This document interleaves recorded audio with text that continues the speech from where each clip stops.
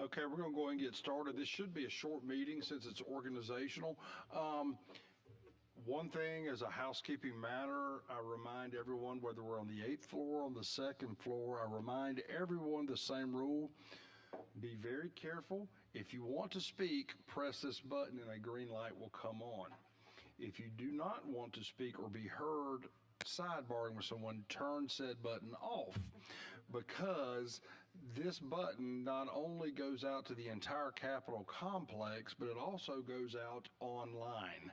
So if you say something you will regret, please turn your button off.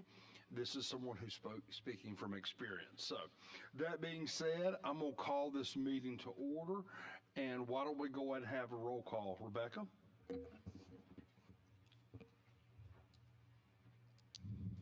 Brett Markey.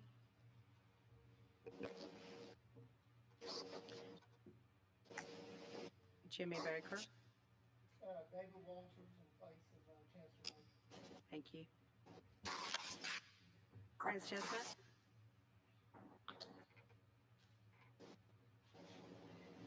Senator Stewart. Here. Sorry. Chairman.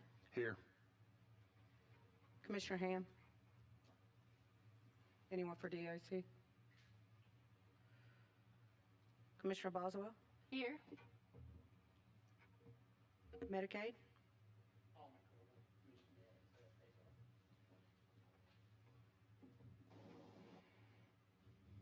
DHR. Preston Hornsby here for the commissioner.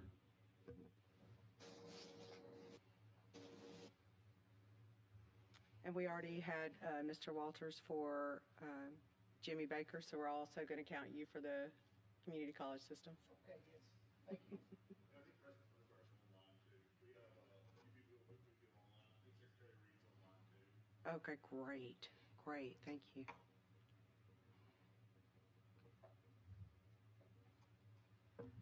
Aaliyah designee.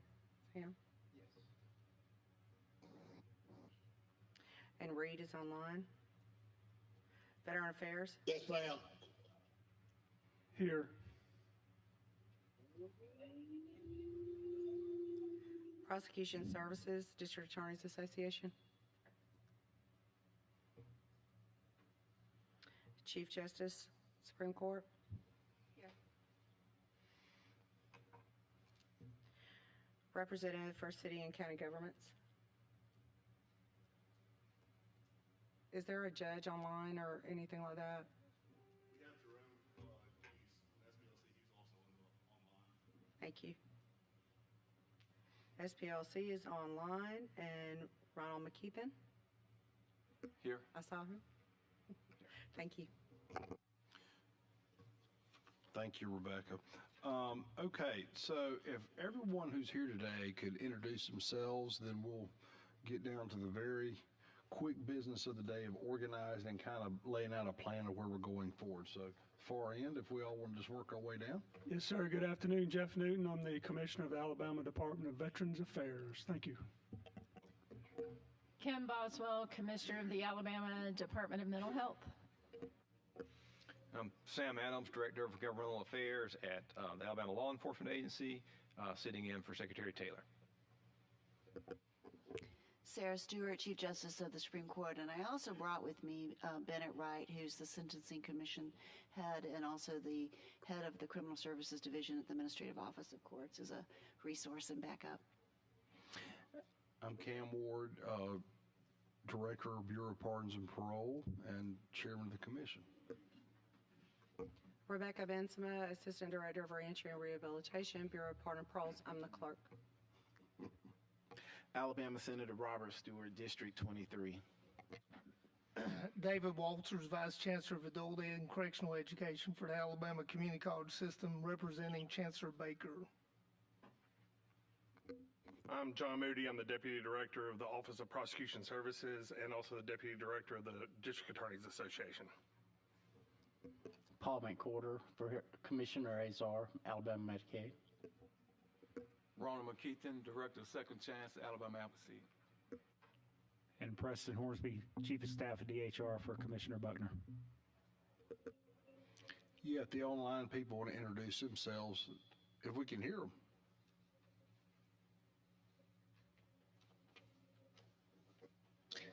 Senator Ward, Yes. Greg Reed, Secretary, Department of Workforce. Good to have you, Ms. Secretary. Thank you. Thank you, sir. Good afternoon. I'm Annette Funderburk, and I'm president of Ingram State Technical College. Thank you, Annette. Glad to have you on with us. Jerome Dees, Policy Director, Southern Poverty Law Center. Always good to hear from you, Jerome. Rhett Marcus, State Representative, District 91, Coffee County. Thanks, Rhett.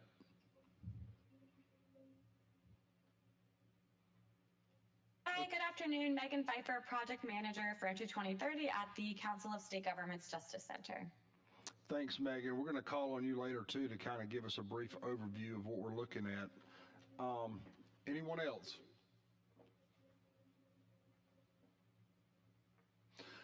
Okay, so this meeting, organizational, but it's kind of a continuation of what we've been doing on the Reentry Commission, of trying to figure out how we deal with a population, how we work with and accommodate a population that is leaving the justice system and going back into society, how we make sure they're successful in their reentry efforts. I'm very excited that we had this legislation passed. Senator Stewart was our champion. And Senator, you got any comments you want to make? Just thank you for the opportunity. Thank you. And I will say I have to brag on the court system, Justice Stewart, Chief Justice Stewart, and the efforts they're doing to make sure we have a solid alternative court program. Madam Chief Justice, you have anything? Yeah, we have actually really been working hard on our accountability court programming. Director of Courts, Nathan Wilson and Bennett and I just got back from a 5-day conference in Orlando of All Rise, which is the national organization for drug, mental health, and veterans courts. The privilege part that we have of that is Judge Mike Joyner. He used to be on the Court of Criminal Appeals and is a former trial judge, is the chairman of the board of directors for that nationwide organization. So we got to have some individual meetings with some of the leadership to try to help us develop policies and procedures. And I know I already have the Commissioner Boswell's commitment to try to help us with the mental health portion of that, which is such a huge piece of what we're trying to do. But it's a big lift to try to get that out to all of the circuits and the counties that we need them in. But I think it's definitely an answer to a lot of the issues that we're having in Alabama with repeat crime and trying to keep people from being in the Reentry Alabama program. No, absolutely. Thank you, Madam Chief Justice. I was going to say, one of the things we started off with when we started the Reentry Commission was Alabama was the second state in the country to join Reentry 2030. Now I think we have 9 states. We're going on 12 pretty soon. They're growing fast. Alabama's recidivism rate historically was 34%, which put us at 25th in the country. Today, we're now at 29%, so we've made progress. But the only way we make progress is through a collaboration of agencies such as the courts, Pardon Parole, Department of Corrections, ALEA, DHR, everyone represented here.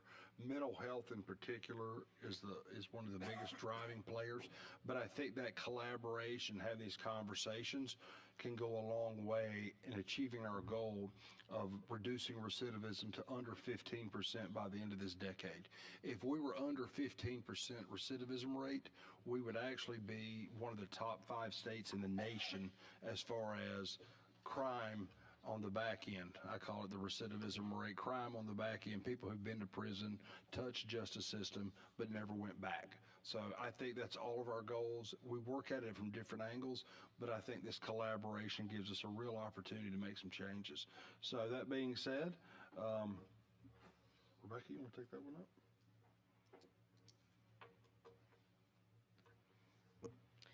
All right, so when we're talking about the history of the commission and a transition to a task force, This commission started a few years ago with the recognized need to have all of the agencies communicating, interacting, talking to each other for the success of the populations that we all serve.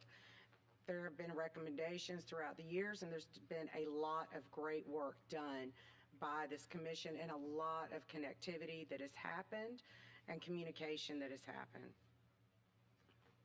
Now, when we come and look at the new reentry report for this year, as you go through it, there are several recommendations about collaborating data and also bringing together our workforce development groups and partners for a more successful workforce development program throughout the state with our justice involved folks. So our key goals are the reduction of recidivism and, of course, bolstering our workforce development. As we move forward with that, it seems very productive to be able to transition to a task force that meets quarterly instead of monthly and having different work groups focus on economic mobility, behavioral mental health, and all of the different items of action items of work that needs to be done throughout the state. So one of the things I've talked about a lot is the need for more collaboration, get away from the silos. I think for way too long, we had courts working in a silo. We had pardon parole working in a silo. We had DOC working in a silo. Everybody worked in their own lane because there was a fear of resources being cannibalized by another agency. I am proud of the stakeholders we have in place right now. I'm looking at you, Commissioner Boswell. Just the way we all talk and pick up the phone and call each other and say, wait, how can we work together? So one of the things we've noticed through the studies and the evaluations we've had from CSG, it kind of reinforces a thought I had, is it's really a three-legged stool. It's mental health, it's substance abuse treatment, and it's jobs. If you can accomplish those three things at one time, 9 times out of 10, you're going to succeed in making sure someone doesn't go back to prison. And I think we all want that. That's our goal here. So I think we have the overview of recommendations. If CSG is still on, can y'all give us a brief summary of what your thoughts were on the recommendations you gave us, which was the highlight of this report? Sure, happy to, Director Ward. Thanks for inviting us to participate today. Can you all hear me? Yes, ma'am. Yep, great. So just as a brief background, to assist Alabama with y'all's Reentry 2030 goals, we conducted an assessment of Alabama's reentry policies and practices and presented findings related to that assessment to the Reentry Commission from October through December. And then in January, we reconvened and established 4 working groups comprised of Reentry Commission members, your key staff and partners, and other reentry system stakeholders to develop the policy and practice recommendations, kind of reviewing the assessment findings, best practices, examples from other states, and then identified and vetted those recommendations to ensure that there was consensus, feasibility, and that it aligned with the work that the Reentry Commission wanted to focus on. And so really the recommendations are around 4 thematic areas. The first around workforce development, so increasing employer engagement, expanding workforce programming and job support services, strengthening coordination across workforce, corrections, community supervision, and other partner agencies. The second area is focused on reentry preparedness, so ensuring that people are aware of the available services and benefits prior to release, and the eligibility and enrollment processes for those services and benefits. The third area around behavioral health care and treatment, and so including opportunities for peer support and access to medication-assisted treatment. And so that's both during incarceration and then in that continuity of care as folks return home. And also increasing the availability of safe, and stable and supportive housing upon release. And then the last bucket is around data, and so strengthening data collection on reentry outcome measures, including and beyond recidivism, and ensuring that data is used to enhance decision making. And so we will be in person at the next task force meeting to discuss these recommendations in further detail, to sequence the recommendations and identify areas for immediate action, and then to support the establishment of the task force working groups that Rebecca identified, to develop action plans and begin implementation of the goals and objectives. Thank you. Folks who know me, I'm a real big believer in having outside groups come in and evaluate what we're doing to determine if it's right, it's wrong, it's working, it's not. Give us a good objective evaluation. One thing I'm going to go off schedule here is, Chief, don't mean to put you on the spot, but I think one interesting side note would be to look at also, as we look at reentry, what that means for, or the burden that court cost fees. I know you've had a task force. You've been working recently on this. I'd love to hear your thoughts on that. It's complicated. I put you on the spot. Sorry, I should have told you ahead of time. I just thought about it. I was thinking, no, she's right. No, there are a lot of moving pieces to that. So in the context of this particular group, criminal defendants, when they are sentenced, have pretty significant court costs, fees, and fines associated with their various guilty plea or finding of guilt and sentencing. And then that travels with them essentially until they pay that off, or they die, and that's only if the district attorney then asks us to dismiss their case. Otherwise, those fees just continue to hang out there forever. So the challenge for us is to really look at those court costs, fines, and fees and see if they make any sense. We certainly want to hold people accountable for the harm that they've done to society, so the restitution and those kinds of issues make very good sense. What doesn't make a lot of sense is the approach of funding district attorneys and sheriff's offices across our state from the collection of these court costs and fees and fines. It is kind of an illusory sort of situation. We have worked really hard as a court system to get that recoupment rate as high as we can, but right now we collect about 22% of those court costs and fines. And it creates significant budgeting problems for the sheriffs and the district attorneys, who I would argue are two of the greatest law enforcement arms that we've got.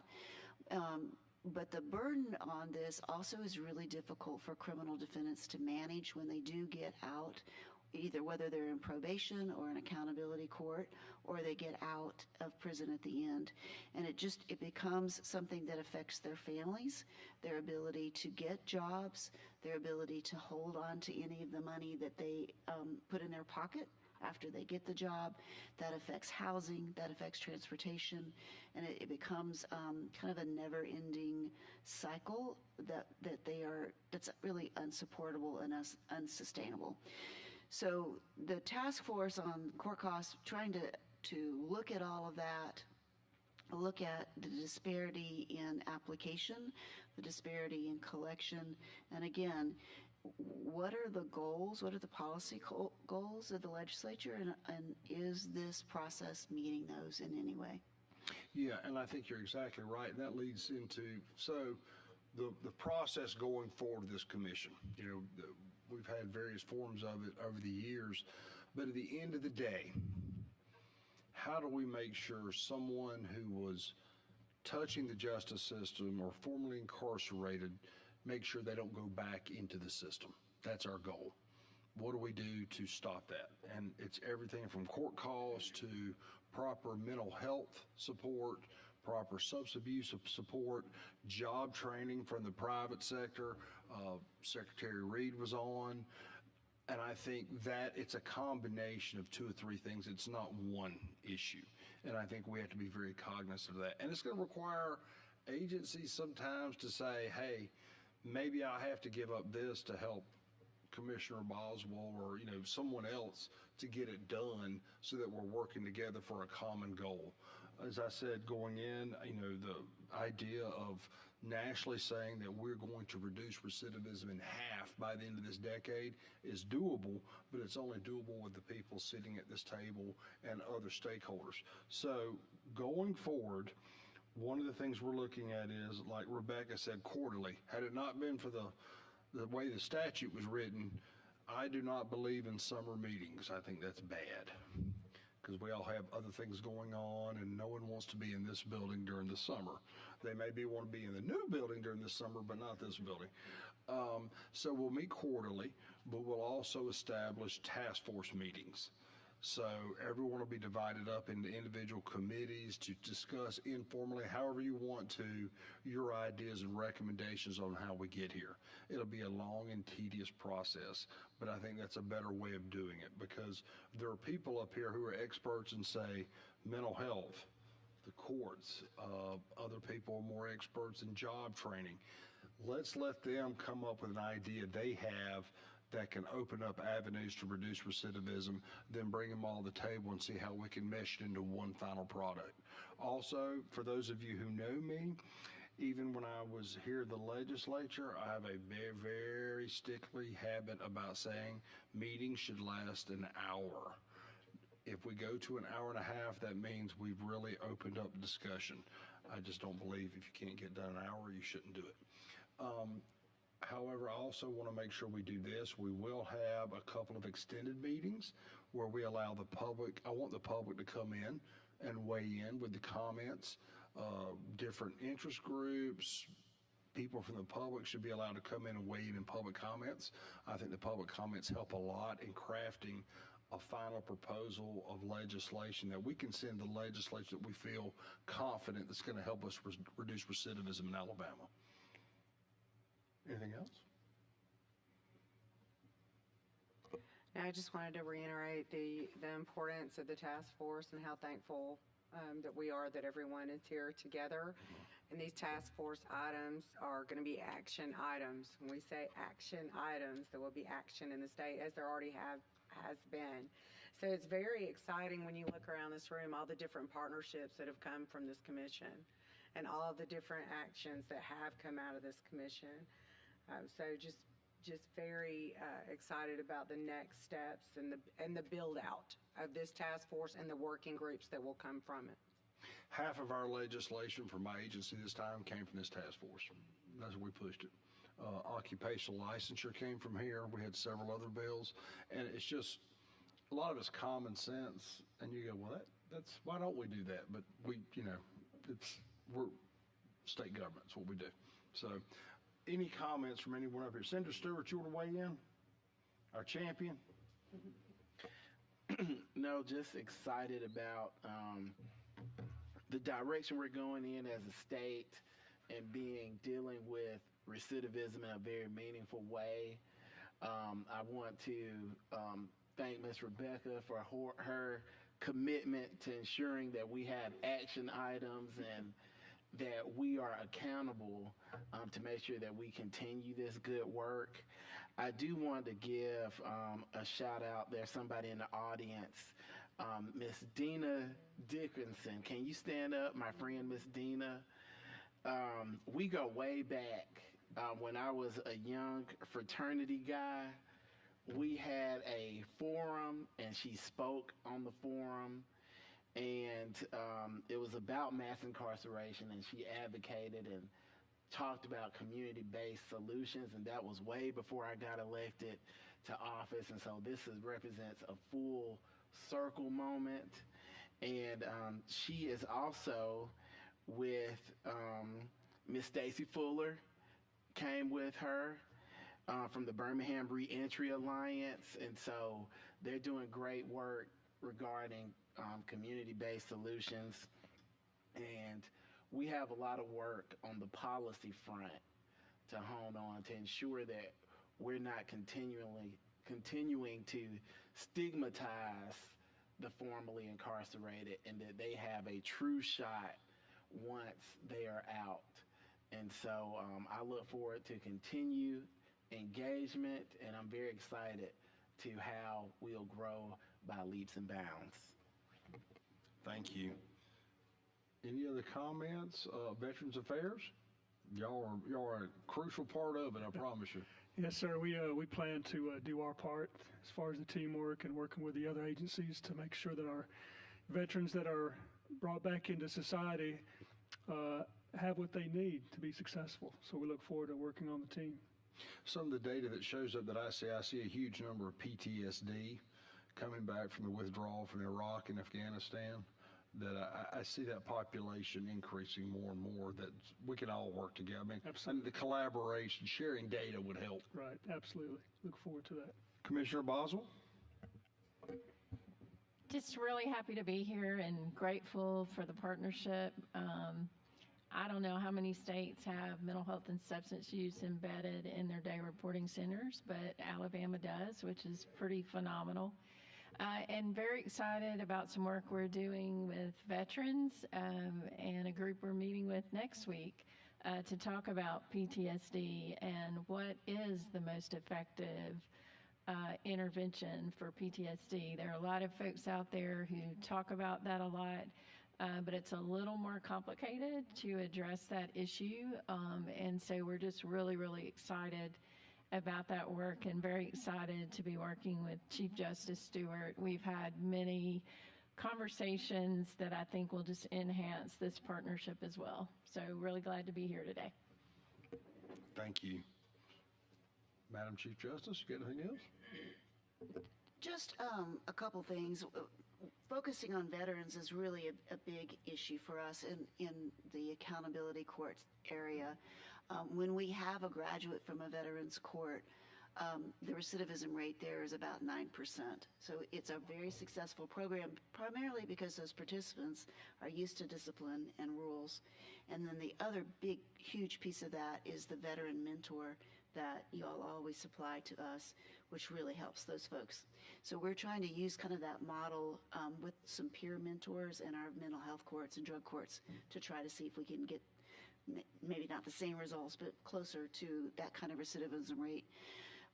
But the other piece that we really are trying to focus on is Alabama's families and how important that is. And Commissioner Boswell and I have had several conversations about trauma training for judges and people who are in the system on our side, trying to make sure that we understand about families and the emphasis on families. One of the pieces that we took away from our conference in Orlando was the importance of bringing families in to be part of the initial conversation with the participant in the accountability court and to keep track of their children, because there's all these statistical studies showing a correlation between an incarcerated parent and a child going on to prison later. So we've got to be able to get those people into the courtroom and then down to the services that the commissioner can provide as far as helping those families stay intact and grow. We started that too. We've started doing more and more transition programs where we bring, particularly with fathers, that's where your typical issue is, and integrating the father back into the family with the children. And so that's been a priority of ours too. I like that. I like it a lot. You got anything from Aaliyah? Just glad to be here and part of the conversation. Was really excited about the report that Judge Hairston worked on about the reentry and running concurrent sentences. And, our CJIS division is ready to work on that along with the CJIS Commission, and hope that we can get that moving along. As I'm someone that handles constituent issues from legislators and others for people that have had trouble getting their driver license back, and so I've seen a lot of these issues firsthand of folks that have gotten out of prison, have done all the right things to try to clean up their record, but may have had some hiccups here and there that could have been addressed while they had plenty of time to address them. So that's very exciting. Also, I I think this is probably the fifth meeting I've said this at, but we're so close to getting our driver's license issuance set up as a pilot program. We're about 2 signatures away, but our driver license issuance station is already installed. The Department of Corrections staff's been trained so that that project can get off the ground, and as soon as we learn some lessons there, can expand it hopefully to some other facilities around the state, so that when folks leave DOC custody, they can have either a non-driver ID card or a driver license if possible. So Ralph, that's the story you're going to want to cover right there. I knew you. I could tell in your eyes you were wanting to cover that story, Ralph. And thank you. That's a big part of it. Really is a big issue. And I will say, I am very excited too about the municipal courts and what they're doing, because even though it's going to skew the data a little bit for a few years, having the municipal court data available to all of us really gives us a better picture of what an individual looks like when they touch the justice system. So I think that was a big step on their part, and I'm very glad it's going to help us all a lot. To your college system, Dave, you got anything? Well, Cam, we're extremely excited to be part of this, and certainly the work that's being done by all the partners here, removing barriers, and we know there's a lot of barriers that our population that's formerly incarcerated face, and certainly behind the fence and then outside the fence, there's opportunities through our college system. Ingram does a phenomenal job behind the fence, also the day reporting centers in Perry County facility, and there are other colleges certainly helps through adult education, serve the jails and so forth. So we're excited about expanding those opportunities and working together with all the other partners to make this happen. Anyone else want to step up and address? Look at the far end down there. We're just looking forward to continuing to work with everybody on the task force. From the DA perspective, the more we can do on this end keeps us from having to see him on the other. You don't want to see him twice, yeah. Yes, or multiple times, correct. Well, your input's important because y'all are involved in also pre-trial diversion programs, much like the Chief Justice is. So I think that's a great voice to have at the table. Sure. We have to have you at the table. We're excited to be here. Just Medicaid's looking forward to the collaboration, especially as it relates to streamlining the eligibility and enrollment process for individuals that could be eligible for Medicaid. I think one issue that's come up in some of the reports have been, why can't we make it, we may have to do it through legislation, honestly, because we've talked about this before, but make it quicker to get your Medicaid eligibility back once you come out of the prison. So that might be something that's going to come up later too.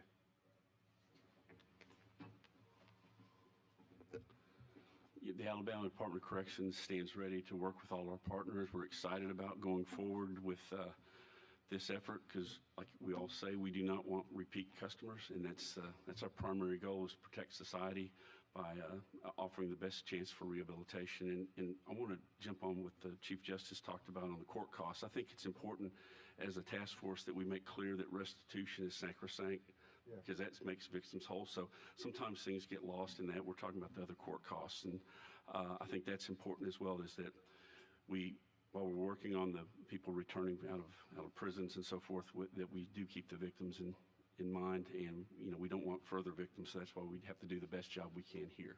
Thank you. Well, I will say this, DOC has been a great partner in all our work, and I will say DOC is, y'all are great to work with. We kind of work hand in hand. Most states we're the same agency, but we're not. But we're next door to each other, so we can walk across the hall and talk to each other. And I will say DOC has done a great job in collaborating, particularly lately with medical paroles, where we've seen an increased number of medical paroles granted to people who are infirmed or bedridden.